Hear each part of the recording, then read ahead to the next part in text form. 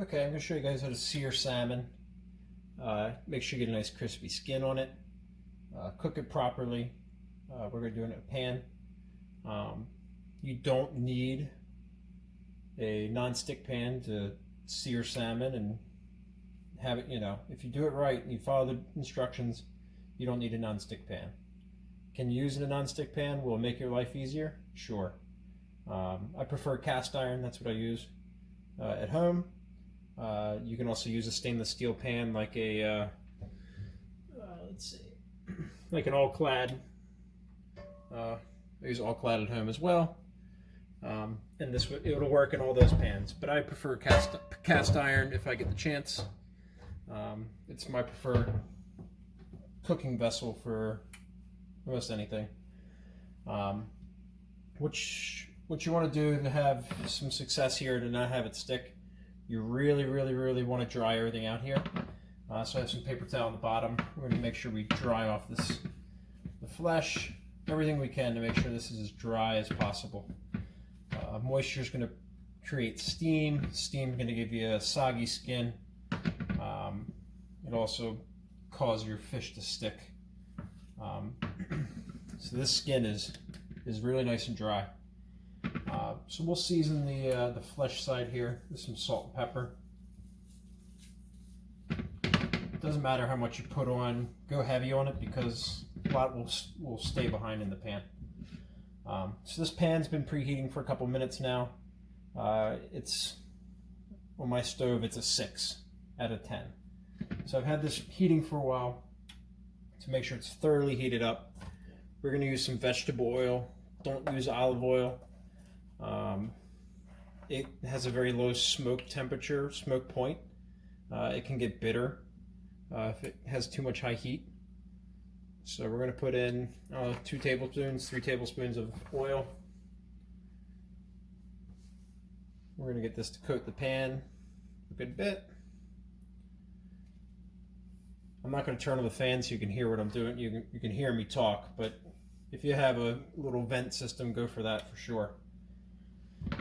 We're going to cook skin side down first. And the most important thing you need to do here, when you put this fish down, you want to hear it start to sizzle. But you also want to put it down very gently and lay it away from you. If you lay it this way, you can splash oil on yourself and you'll be very upset. You want to lay it down away from yourself. So you're going to lay it down in the pan, audible sizzle here, very gently away from yourself. Now the next thing you want to do, you want to press down on the fish here. The skin's gonna start seizing almost. So if you press down with any spatula, this is a fish spatula, if you press down with this, it'll help your skin stay in contact with the pan, get nice and crispy. Also keep your salmon flat, because it wants to bend up and kind of create a little arch in the middle, and you'll have a gap in where your skin's getting crispy.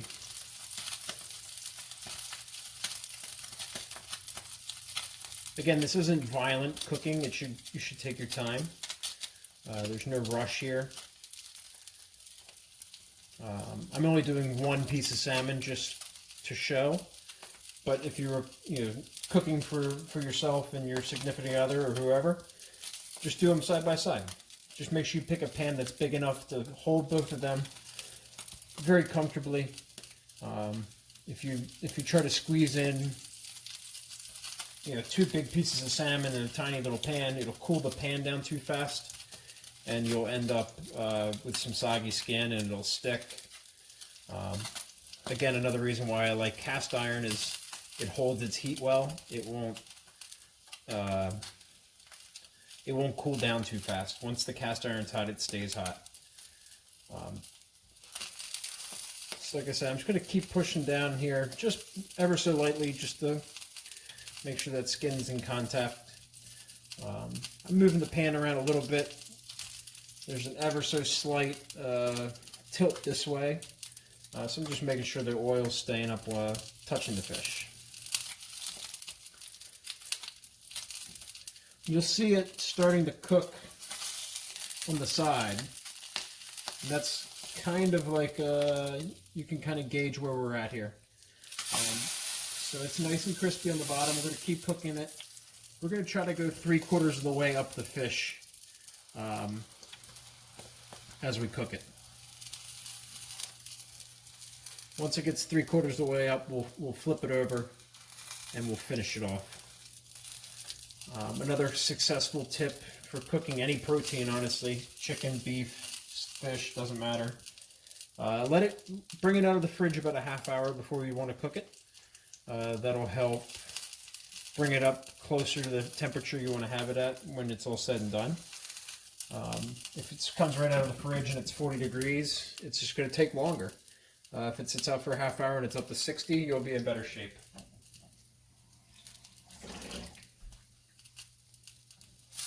You'll see I'm very comfortable pressing down with my fingers. It's just having experience and knowing that I'm not going to get burnt if I don't touch the oil or don't have it splatter on me. I washed my hand there. A little water got into the pan here.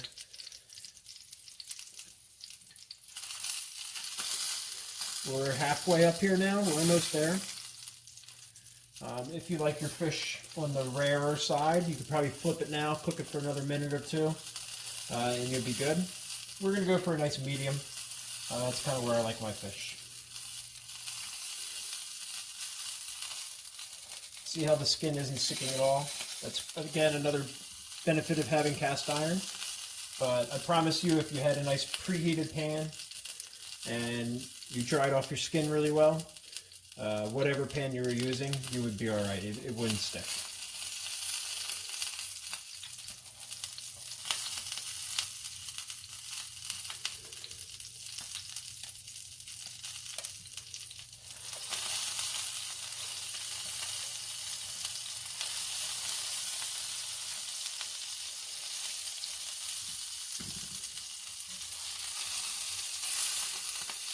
Okay, we're almost there, so I'm going to flip this fish here. Again, I'm going to flip it away from myself.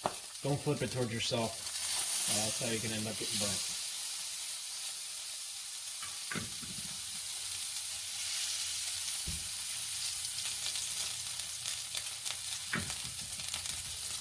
So we'll let this cook for another minute or two. The skin is nice and crispy. You probably can't hear it. But if you wanted to, you can take a nice big spoon, kind of let the oil come down to one side, and just kind of hit the skin with some hot oil. Again, this is to help ensure getting a nice crispy skin.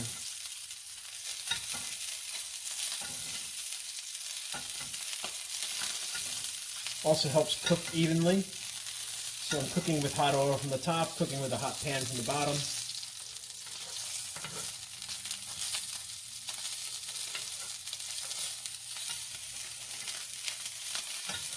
What I want to focus on is just good technique in these videos and these recipes. You know, just learning how to sear fish properly is important. If you want to go to the next level and be fancy, you know, at this point you can throw in some fresh thyme and, you know, a smashed clove of garlic just to add more flavor into this fish. But I think it's important to focus on the very basics first, build a strong foundation, and go from there. So I'm cooking this fish just nice and evenly, gentle, nothing too, you know, nothing's too crazy.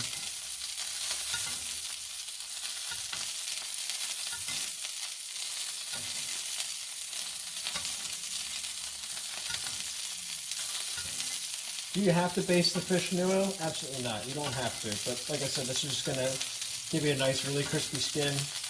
And help cook evenly. You'll finish up a little faster.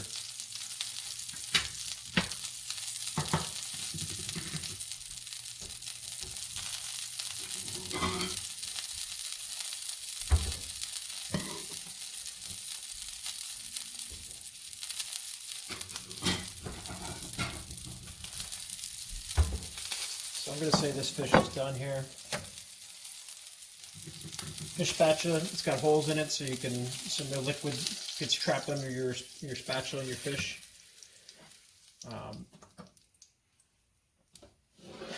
that off the side, we're done with that. Should be nice, perfectly cooked fish. Nice crispy skin. Nice color on this side. The longer you cook it, obviously, the more well done it'll be. This is about medium right now. It'll continue to cook for a little bit longer too. Carry over cooking. So if you think it's a little underdone, let it sit for another minute or two and you'll be in good shape.